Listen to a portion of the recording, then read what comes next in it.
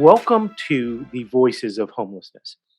I'm your host, Donald Whitehead, and Voices of Homelessness is produced by the National Coalition for the Homeless. With this podcast, we do our very best to bring you the voices of those who have experienced homelessness so you can understand the true realities behind what causes, what affects, and ultimately what the solution is for homelessness. We know that you've heard stereotypes, you've seen media reports, but let's hear it today from those who've experienced it in their voices. So, again, we welcome you to the Voices of Homelessness podcast, produced by the National Coalition for the Homeless and Kalita Harris. Thank you, Kalita, for your work. We are ready to start today, and we have two fantastic guests. Phenomenal, if you will. They do a lot of work in their communities around the country and with the National Coalition for the Homeless. We have Renee Mitchell and Linda Soderstrom. They will tell you a little bit about their stories themselves, and then we'll get into some Q&A about their experiences. So I welcome you all. Please listen, please share the podcast with your friends and family. And most of all, get involved in helping end homelessness. So we'll get started today with our two guests. Renee and Linda, welcome. Why don't we start with you, Renee? Tell us a little bit about your story. Tell us what happened and where you are today, how you got through it. So we'd love to hear your experience of homelessness.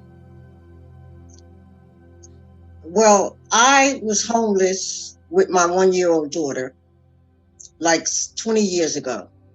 I also suffered from mental health issues, drug addiction, and I really hit rock bottom. My mother had to take custody of my child when she was a newborn. I wound up doing time in Bedford Hill Correction Facility, so she took temporary custody of my child. When I came home, I started, working on myself, and I didn't want my child to be a statistic. And I had time to reflect all the time that I did in Bedford Hills Correctional Facility of the way I was going, the way my life was going, and I didn't want my child to follow in my footsteps. But I also lived in a house that was dysfunctional. Okay, it was like people were involved in all type of things, prostitution, drugs, okay, gangs, okay, and it was no way for me to give my daughter a productive life in that type of household. So I found myself with my daughter going to hotels, couch searching, okay, to have a place to stay. And then as I was going to one of my outpatient drug program, one of the counselors, had a talk with me of how I can, go to DHS and put myself, okay, in a family shelter to help me and my child. And I took her advice and I went to DHS, and then I wound up in Kiana Shelter. While I was in Kiana Shelter, I was able to put my daughter in daycare. I was able to continue working on my drug addiction, and I was able to keep counseling for mental health. I had medicated management. I was on medication. I did therapy, and I even turned around and went to college. Okay, and I just kept on moving forward to better my life because I didn't want my child basically to be a statistic. And I got tired of living out in the streets, drugging, okay, being a product of incarceration, a product of drug addiction, and suffering from mental illness. And from Kiana House, I wind up getting supportive housing with Institution of Community Living. And I continue to network. I continue to grab on to different organizations for myself and my child, scholarship programs, okay, tutors. I also got my child involved in American Recount, which is a organization in Pratt College, and we just became a pillar of the community. And I started advocating and working and getting funding in different programs and keep pushing to make better choices for me and my child until I build the foundation that I needed to build for me and my child. And I still have not stopped. I'm continuing. Thank you so much, Renee. A powerful story. You covered a lot of different underlying causes of homelessness, and we'll get back to you so we can get people some advice on what they can do if they encounter some of the same situations. So, Linda, why don't we go to you? Tell us a little bit about Linda's story. Okay. Thanks, you both. Thank you so much. I was raised in suburbia. I was the oldest of five in the 50s and lucky enough to go on to college. Soon as the summer came, I realized I had nowhere to stay. So every single year during that college, I had to think which professor's house I was going to house sit in again, or start up a summer camp for kids in dance, or any other way I could to find a shelter for myself as well. And so during college years and subsequent, when I was in the arts, we lived in communes and collectives, and the rent was $37.50 and all that kind of stuff. But it was very sketchy. It was skeptical. Where are you going to stay next? And so that was not at all fun. It was very wearing, even though times were not as expensive as now. Fast forward a lot of years, I was involved in the human services and eventually owned my own home. And then homelessness came again, because a Section 8 voucher is an insecure or unsteady form of housing if the landlord decides to take away that voucher. It is a voluntary program, and some are not volunteering. And when those homes change hands, then you are out. If you are in that voucher category, supposedly 2/3 is paid by HUD, 1/3 is paid by you, but some of them like to raise the rent just over the notch and just above the ceiling for Section 8. So now, currently in my 70s, I have been displaced twice in a 24-month period because of gentrification in the inner city, and then moved back out pretty far out into the country where I really could not commute to the Twin Cities of Minneapolis and St. Paul any longer to be part of the advocacy community like Renee that I am involved in. But when COVID hit, I was able to stay connected through Zoom, and also with the National Coalition to stay connected through the electronic means. So that's one silver lining, I think, for the COVID disaster, is that we can maybe have more access to everyone and tell our stories together. Awesome, Linda. Thank you so much. I mean, you guys have covered so many different underlying issues with homelessness. One that you had in common, obviously, was being a college student and being homeless, or college after homelessness. I'd love to talk to you about that a little bit. It's kind of, one of those populations that are unseen, right? Mm-hmm. So we know that thousands, maybe tens of thousands of students that are actually in college right now are making that same decision that you did. What do I do during the Christmas holiday or spring break or any time that school is out? And Lord forbid, what do I do over the summer when there are no classes? And that's a choice that students have to make today. It's a really big issue. And actually, some of them are not even considered homeless by definition. So tell us about, that challenge, and, what was it like when you were able to graduate and start in your career? And how did that affect your studies when you were doing that? Mm-hmm. I'll go first. When I was in Kiana shelter, my daughter, she was in a daycare. I didn't have to pick her up until 6. Okay, I got out of college like around 1 or 2 and head back to Kiana shelter. Okay, I took care of whatever I needed to take care of, with changing Pampers, feeding her and everything. And then I went to study. I actually kept a 4.0 GPO, and I went on Pell and FAL grants. Okay, and they wanted me to continue, but I would have had to take out a student loan because I used all my grant for the college. So I had to drop out because I didn't want to get a big student loan. Okay, because I was basically needed the funds to take care of my child and save up money to hopefully get an apartment at that particular time and be able to buy, things that I need to buy for the baby. So I couldn't do it. So, how hard is it to study when you're kind of in that situation? Linda, for you, like kind of being back and forth, and then we'll go back to you, Renee, about how it is in the shelter when you're kind of, you said house sitting for the professor, or if you are kind of doing some kind of class. How does that affect your ability to learn if you're dealing with that dynamic? I will say that we're going back 50 years to college in Northfield, Minnesota. My professor, Paul Wellstone, was Paul Wellstone, the former yeah, congressional member, he who is. I had the wonderful opportunity to meet several times before he passed. Really, really great man. Absolutely. And his one of his favorite sayings is, "We all do better when we all do better." Do And better. Yes.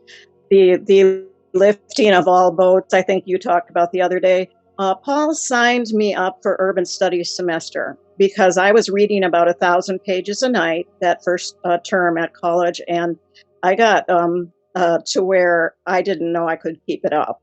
And he said, "Well, did you want to get out of college or just get out of here right now for a minute?" And I was like, "Yes." So I went to Chicago and worked on an urban studies semester through his tutelage, and that helped me through, and also taught me that I was, I'm able to figure these things out. I'm able to figure out, where do I stay, what do I offer, what is my trade. I can decide where to live. I can decide my career.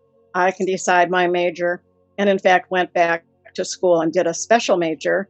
Then I had said that I would fast forward several decades to where I went again back to school as a human development master's, but I took one class at a time for about 4 years until I achieved that. And at that point, I had adopted one of my foster children. So, as far as coping and how you handle the little one, I had to drop him at daycare at 7 o'clock in the morning and be at class at 8, and then be back to take care of all the rest of my foster kids later in the day. So it took a lot of planning. Yes, it did. Absolutely. Well, thank you for that. So we're going to go to Renee, and Renee, you were kind of talking about in your beginning about the time you were incarcerated and getting out, and some of the challenges and your own self advocacy, which is really amazing. Thank you for sharing that. So, how was it with a child in the shelter? What were some of the challenges you faced being in a family shelter? Okay. For one, I had a heroin addiction problem, and I was able to go to a methadone maintenance program. Usually, when people are on methadone, they wind up being there for the rest of their life. Okay. I was able to have them taper me down all the way to 0, and then completely get off of it and continue going to group sessions, AA meetings, NAA meetings. I even worked as an advocate in Kings County Hospital while I was in the methadone program. And the shelter was set up not like a congregated shelter.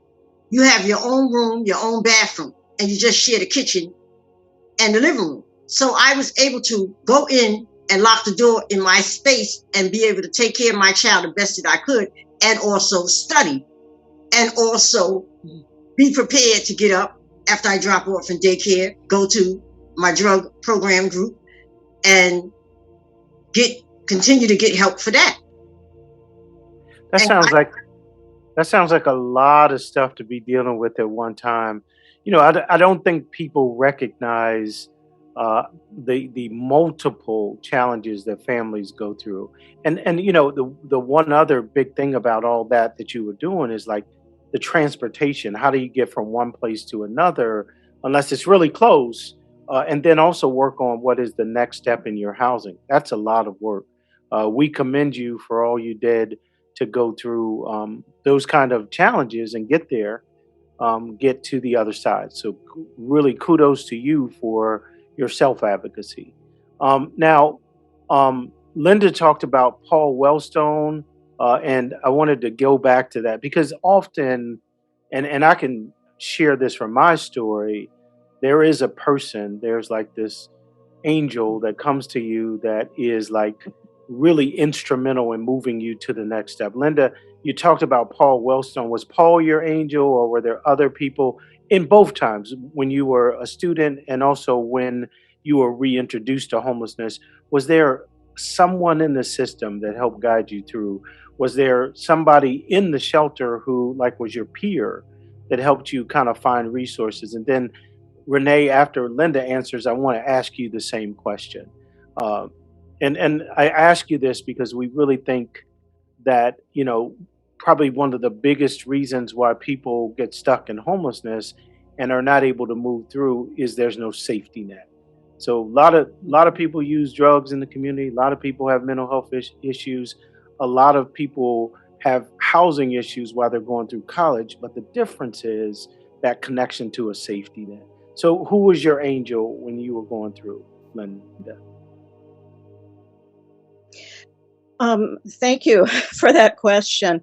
I will tell you that Paul really was an instrumental person, and because of how he saw community as family. In other words, the family is as big as the community. And what one of the stories with him that moved me so much is that he put a note up at the lunch tables at school.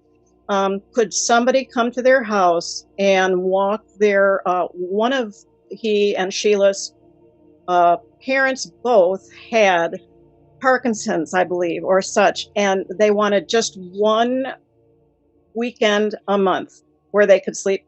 He and his wife could sleep through the night without getting up with the parents. And that's all they were in seek of, someone to just come over and be a personal care attendant on the overnight basis. They had so many offers from the college students that every single weekend, essentially would have been covered if they had chosen to go that way. And he never told that story again without weeping, honest to goodness, because, we're here to help each other. And I think that Paul and Sheila Wellstone were leaders in Northfield, Minnesota, but also in the nation's capital. They never, as far as I'm to understand it, Paul didn't use regular elevators. He used the staff elevators, and he knew every janitor and all their kids' birthdays and anniversaries, etc., and so forth. So it really matters how we tell our stories, and I think I learned that from Paul. Thank you for asking that question, though, because it's kind of heart-rending to remember how long ago that was and how many people dearly love Paul and truly miss him. Absolutely. And I think the other thing that your story really symbolizes is kind of the difference today. And during that time when you were younger and going through homelessness, the sense of community has kind of disappeared.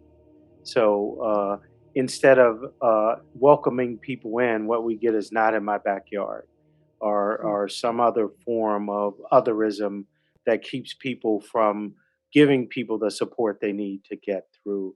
And it's almost like it isn't complex. It's very simple, but it really is the underlying way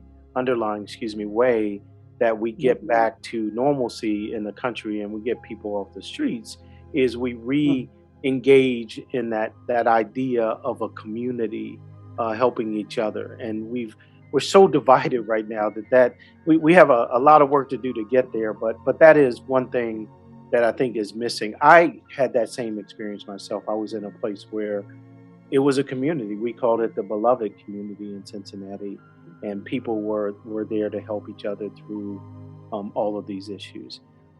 So, Renee, I'll pose the same question to you. Was there a person, a group of people that kind of were there for you as a support system to help move through the issue of homelessness for you? Yes, it was. Being 8 years old, going through foster kids, group homes, DFY, juvenile facilities, then Rackus, and then Bedford, and then eventually on drugs and hanging out with the wrong people. I guess when I came home from Bedford that last time and I had a child and my mother had to take custody of my child, you change your way of thinking, you change your life. So I guess they seen that I really wanted, to change my life. I really was seeking for the help. So I got a lot of support. I got a lot of support from the house specialist in the Kiana shelter, the Kiana shelter director, the churches, the pastors. Some of my friends are police officers. Some of my friends are lawyers. They all push towards to support me and my child so that I can pull myself out of what transpired in my life 20-something years ago to make a better foundation for me and my child. Even when I went into supportive housing, I got a big network. I got people from Pratt College. I got people from 88 Precinct. I got case managers that really believed in me that I can change my life and I can make a better life for me and my child. And I didn't disappoint them. And I'm a pillar of the community, still doing what I have to do to help other people get to the place where I'm at today. So that's a perfect segue. The other thing that you highlight in your story is, the failure of the foster care system, right? So we have a system where people, both of you have some relationship to the foster care system. And many kids don't get the opportunity, Linda, that you talked about, getting adopted. They get emancipated. And many times when they're emancipated, they have no independent living skills, and they have no safety net. So if you can imagine, for those out there listening, these are young people, mainly between 16 and 18 years old, without anybody to fall back on, that get just released into society and told you have to make it. And all kinds of things happen. Drugs, sometimes there's sexual exploitation, but these are realities that are happening far too often in our country. And so you just heard two people that were in the system in different ways, and we really applaud you for both welcoming people into your home and actually navigating that system. So we thank you for that. So I want to shift gears a little bit, because this is not just about your story. Your story is important because it really highlights the many complexities of homelessness. But what we also want to do is talk about what you're doing now, because you've kind of turned the tables, both of you. You're now doing advocacy in the community, working to help others that have to deal with the issues. And I think it's so important to have the lived experience, because you know what the system looks like. You know what the off-ramps in the systems are. And it's so very important that your expertise is actually part of the discussion. So tell us about your advocacy work, and either one of you can start. Let's hear what you are doing today for people who had the same experience that you had. Well, I held community institution for community living to help mothers and children, make better decisions while they were in supportive housing. I also advocated for ICL and had community board 2 build a bigger building to house families and children. I also went to Albany numbers of times and advocated for mental health, addiction, and mass incarceration. I also teamed up Community Access in New York and advocated with them. I did rallies in front of the Egg and in the Capitol. I met with, elected officials, about different policies that they can put in place to help people and families in supportive houses, to make, better changes for us and to get more funded in housing that will make changes to better families and children. I communicated with colleges and got into different scholarship programs for my daughter, and she was homeschooled, but she graduated with honor, and she was still able to get scholarship programs. And one scholarship program she was very familiar with was called HEAF. It's in Harlem. And I, worked different jobs. Okay. And I did my job so well that, it became a network for me. And it also became another way to me to make multiple incomes coming into my household so that I won't be situated on a fixed income. Okay. And just getting by. That I would be able to take my child on vacations, get my child things if she needed it, take my child to music lessons and stuff like that. I also bridged the gap between me and the police officers. Okay, the police officers became my friend and somebody that I can come to in need, when before, years ago, I didn't want to have anything to do with them. But, they actually became the one that helped me with me and my child, and, even came to my child graduation and supported me, okay, whenever I felt like I was running up against a brick wall.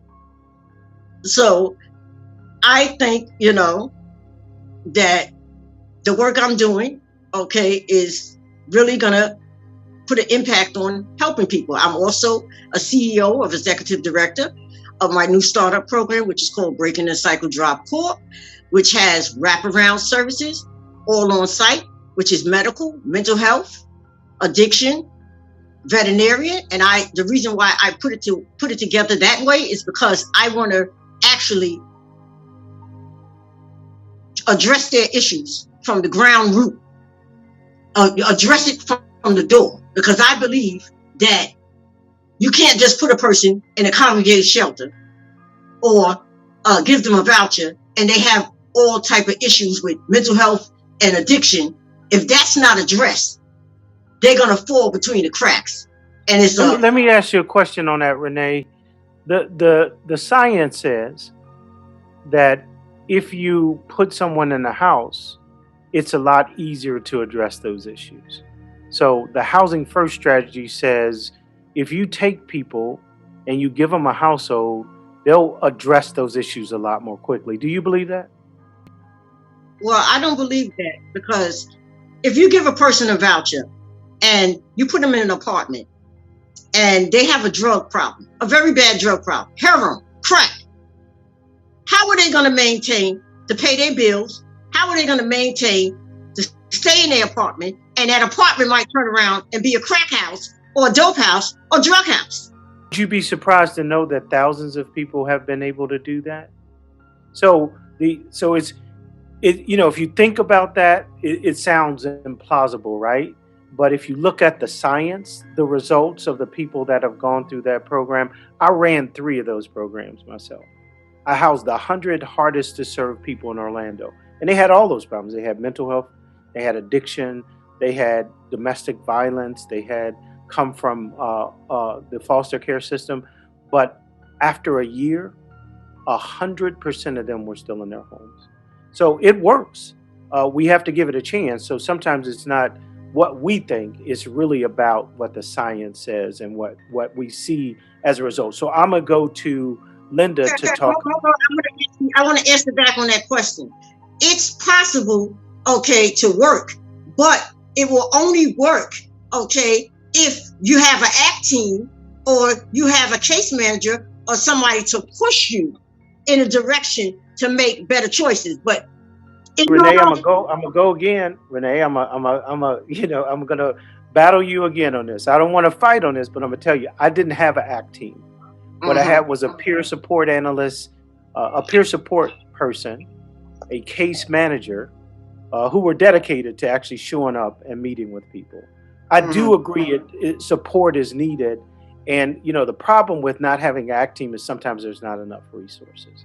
So, people want an ACT team in place. It's not always possible. And some of the programs, I'll give you this, fail because they don't have a full ACT team. But, if you have people who are like Paul Wellstone or Buddy Gray, who was my mentor, that really care, that it's not just a job for them, it's about community. It's about what they can do to help other people. It works. Now, I'm not going to go, we're not going to go back to that one again, but I'm going to take you to Orlando one day and let you see my program that was in Orlando and see how well it works. if you have caring people. But Linda, I want to give you some time to talk about what you're doing advocacy wise. I will. And I do just want to roll it back myself to the foster care question, because I was able to use a lot of resources when kids were placed with me. But I do firmly believe now that diversion, where those same resources come into the family of origin, the birth family, and only in the most egregious cases would children go through the trauma of removal. So I've changed a lot over the years in how I see that.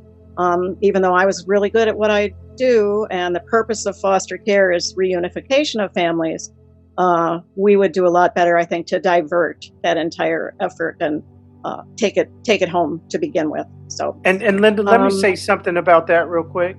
Sure, sure. It's illegal to take someone out of their home, out of a home, because they're homeless. But we know that happens all the time. So I think in agreement with what you just said, there's a lot of work that needs to be done about making sure that people are following the rules, and that, because when people come, sometimes they're coming to the foster care system for help, or they're coming to the child welfare system for help, but instead they're placed in a system that has some real negative outcomes. So I agree with you on the point about, diversion and helping people stay in their homes. But I just wanted to make that point that we know that it's illegal to do that, but it happens all the time. Well, and the intersectionality now, when I was doing it, the parent kept the home for 6 or 12 or 18 months if they were working their case. But nowadays, you lose your home immediately if your kids are taken. Then they say you can't have your kids back because you have no home. So Exactly. the intersectionality in this field between people who have had high scores of abuse as children, or these high risks, absolutely. So I'll segue forward here to what I do today. I am a member of a group in Minnesota called Freedom from the Streets. And Freedom from the Streets, we reach into the encampments and people themselves currently homeless or recently homeless. And I myself am one that am on the verge of becoming homeless all the time, because my Section 8 voucher, though it keeps me stable, can be removed or taken away. Mm-hmm. So that's not even funny. In your 70s, you're like, wow, I just want to move when I say, not when they say. So my involvement as an advocate is to try to speak the truth to power, to invite important people to our meetings, to confront them, give them a little time to go away and think about what we have asked them to think about, and bring them back. And we speak truth to power, and we speak truth to each other. And that's another reason why I really enjoy being here with you, Renee. I wanted to say something else about building bridges. And that is, when it's really, really hard times, we have to trust. Mm-hmm. And I've been hearing how trust doesn't come easy. It doesn't come easy in this community. We have to do it. And sometimes you just click. Renee, I just clicked with you the first time we ever even met. I think that's why Donald knew to ask us both. But It's a chance. You're taking a chance when you allow your human spirit to say, I trust this person. I trust everything they're going to say. We might disagree. We might have different points of view, different histories. But that you had talked about it, Donald, with family, community, and then trust. And it's just, we have to let ourselves go into it. So I try to model that, and I try to be present in my own body. I was a dance teacher. I sing and I dance, and I try to be, take a deep breath and just be here and be here now, and understand we're all changing, and we actually get up every morning and do the best we can. We put our pant legs on one at a time. There's nobody out here trying to do poorly or worse. And I think that's another thing about homelessness and the stigma is like, oh, how dare they? How could they? Well, no, it could happen to you. You could be divorced. You could lose your job, and so forth. There are very common sense reasons people lose their homes, and we all need support. So we all need support. And we all need the opportunity to definitely give each other some grace, because people make mistakes, and people do things that we wouldn't necessarily agree with. Sometimes they suffer consequences from that. And sometimes the consequences living on the streets in the richest country in the history of the world. And so, I brought you both on because I know you both are on calls a lot. But in those calls, what I hear is that you're doing what I believe everybody should do, and doesn't happen nearly enough within the homeless population. So people go through it, and then they just walk away. They don't want anybody ever to talk about homelessness or connect them to homelessness. And we need all the hands, the feet, the love, the care, the community that we can get if we're going to end it. And we need those people to reach back and say, "Hey, I went through this. Can I help you get through it also?" And I applaud you both for doing that in your communities in different ways, obviously. And I really appreciate all the advocacy that you do. You are examples to people in the community of what you can do, one individual making a change in the world using your sphere of influence. We all can't be on Capitol Hill, or we all can't be, in the White House, but we have a sphere of influence and we can affect those around us. And sometimes it's a large sphere, and sometimes the sphere is just those people in our family. But I wanted to give you guys, we got 5 minutes left, so we got to be quick on this, okay?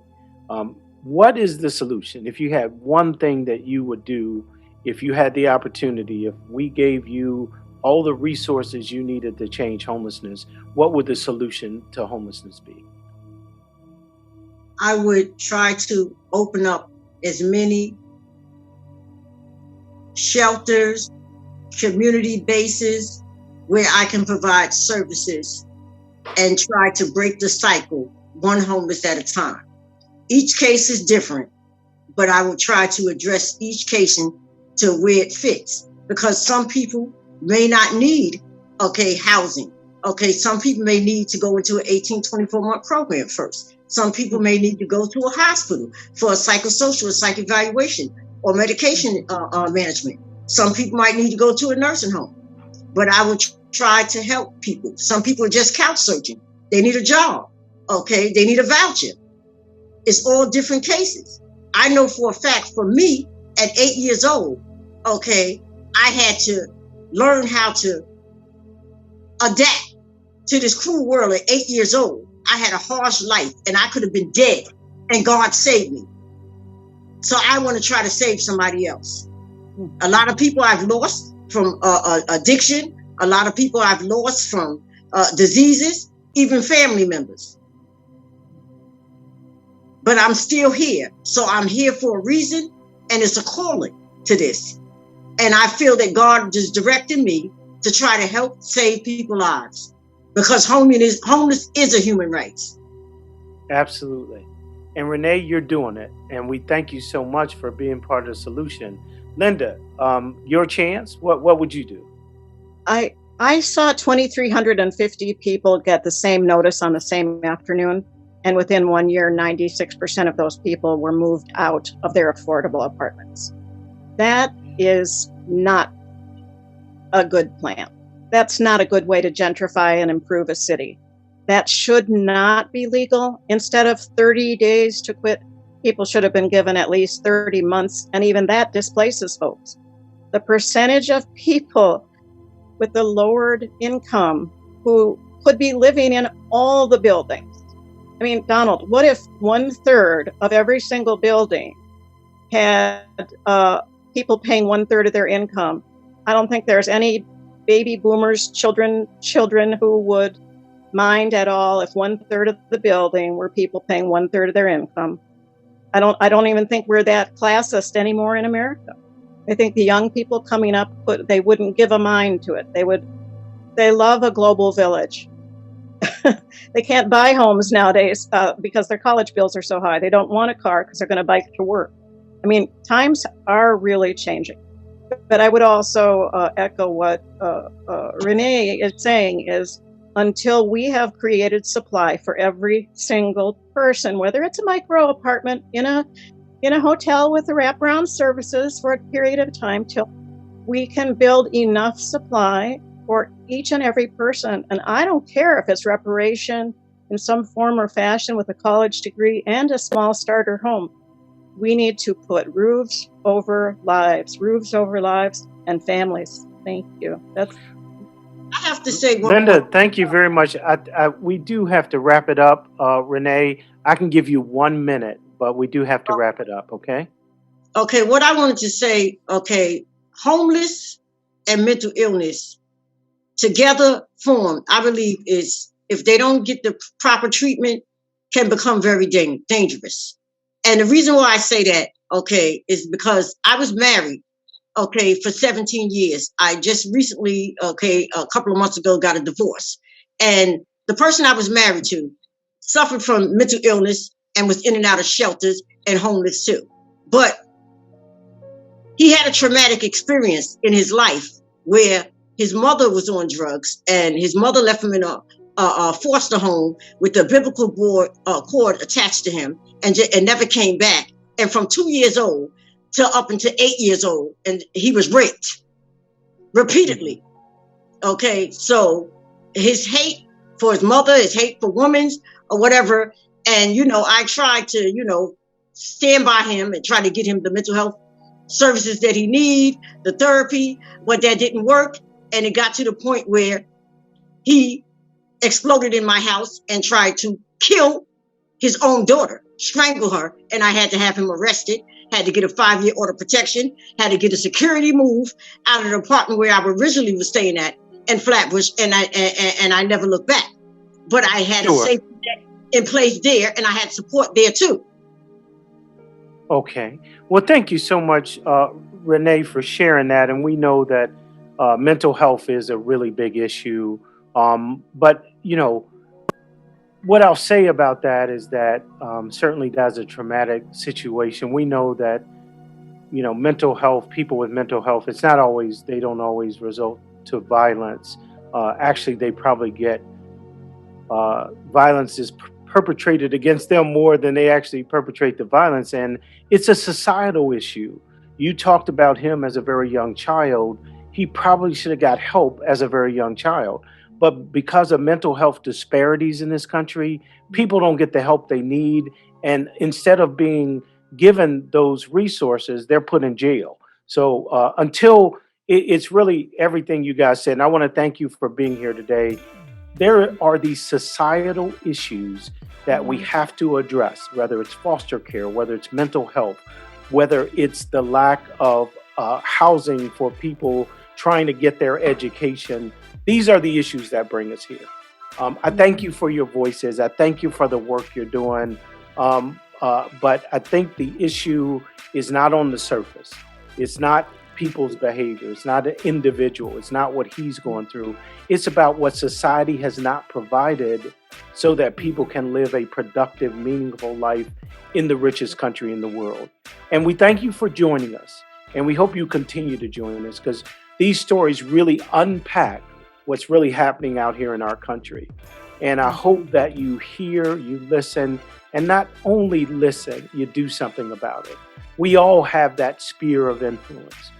Whether it's on our neighborhood watch call or on social media or talking to a representative, there is some sphere of influence. You have all your social circles, your churches, your clubs. You have all these different places, even on your job, where you can talk to people about the underlying issues we've just addressed today. So I hope you'll continue to join us. I hope you'll be part of the solution. And I hope you listen very closely to the voices of homelessness.